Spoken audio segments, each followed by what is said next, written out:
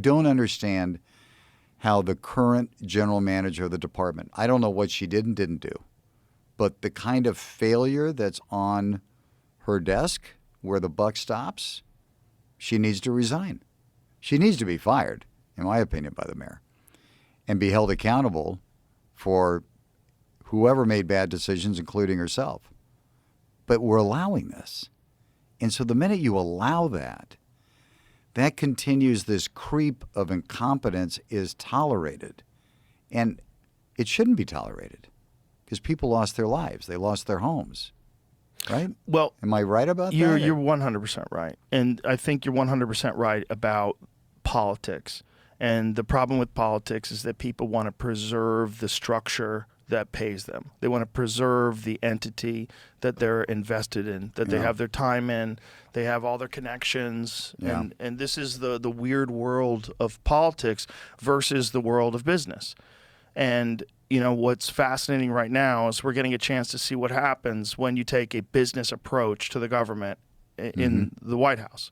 We're seeing right now with this whole U.S. aid thing where they're uncovering massive amounts of corruption and waste and just a lot of weird, shady shit with NGOs and where an enormous amount of money is going. And you're seeing someone look at this thing that is incredibly efficient almost by design. And instead of saying, like, well, this is just how it is, and this is how these politicians get funded, so let's just keep this thing going the same way it is and make some incremental changes to try to make people happy so we still get elected. Instead of that, you're seeing a politician, a president, who's coming in who can't get reelected, so he's just going ham. And he's just cleaning out everything. And people are freaking out. The same people that say we need radical change. We need radical change. We've got corruption. We need radical change. Okay, well, here's your radical change. We don't need this. But you do. The government does. They need oversight. And they haven't had that. And because of that, you're seeing this, not just waste. You could call it waste, but it's deeper. It's deeper than waste. It's corruption.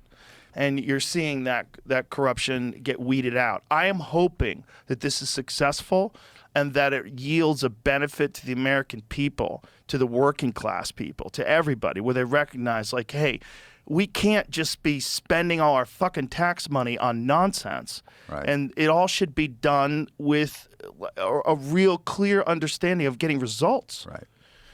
If that happens and that idea spreads across the country, because ideas spread and people change their minds. And, you know, and sometimes it happens. One guy in the neighborhood will go, you know what, fuck this, I'm fed up. And then everybody like, yeah, I've been kind of thinking that too.